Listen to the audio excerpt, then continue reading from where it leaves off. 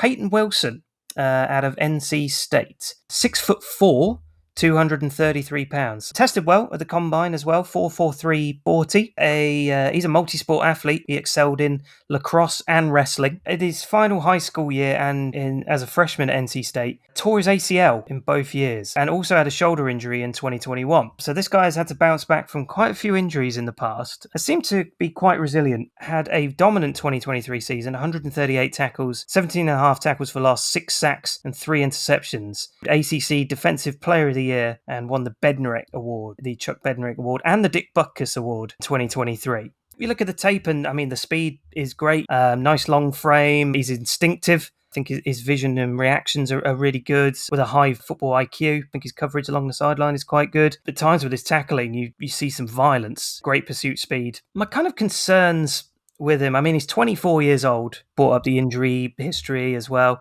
I also think he's a little bit inconsistent with his tackling. You know, he's got the long arms, but I don't see him use them to the kind of fullest. I don't see him wrap up guys too well, and don't think he makes all the tackles that he should be. I think he's just a little bit too inconsistent in that respect. Interjection. Ooh. I'm afraid to say he's second in nation in missed tackle rate at only 4.7%. Joint second with another guy we're going to talk about tonight, Junior Colson.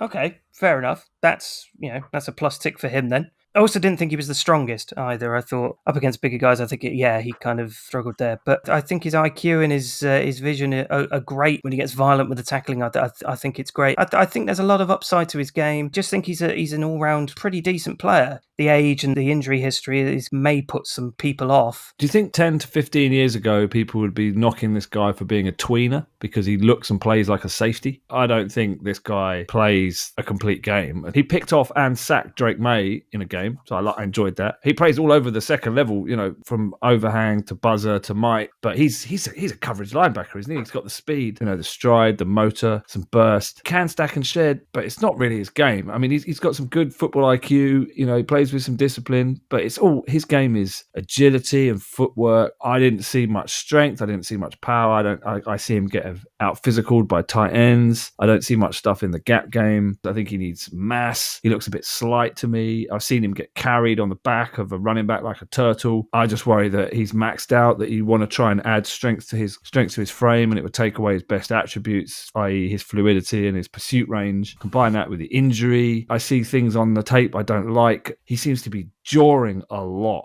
after every play. He's in players' faces. Now, there's sometimes you like it. He seems to be taunting a lot. He plays with violence after the whistle rather than physicality before the whistle. Didn't like some attributes. I think the Steelers would like him as a dime backer. Sure, they'd like him. What do you think, Kurtz? Where are you on Payton Wilson? Arrested in December 2019 for having a fake ID, underage drinking, injury to personal property, and resisting a police officer. Some character concerns, injury concerns. Given his shoulder injury, he tackles with a kind of long, trailing arm, almost like clotheslining opponents. So maybe that comes from his wrestling days. A bit of a weird technique given how he's got these injury concerns, especially with the shoulder. You think, why, if you've got a shoulder injury, you're still tackling like that? He's probably more of a zone coverage than man coverage. Yeah, he might. Maybe he's not tight in coverage, but he's got the speed, the make-up speed. I mean, he is fast. He might be the fastest guy in his class. But I think there is some qualities you can like about him. This kind of good ball carrier recognition and decent, if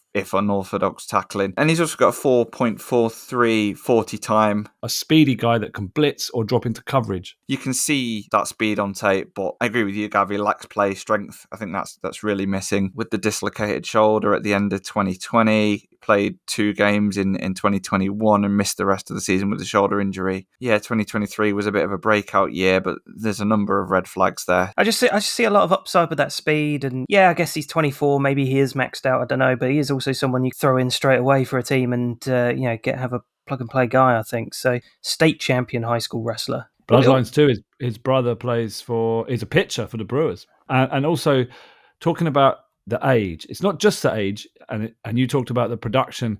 Not just the production, i.e. 1 year thing, but when you combine those two things, that he played for 5 years and his best year was his last year, which is when you think, his final year is when he's kind of hit his man body. A further question mark for me is, was he only so good in his final year because he suddenly was a man?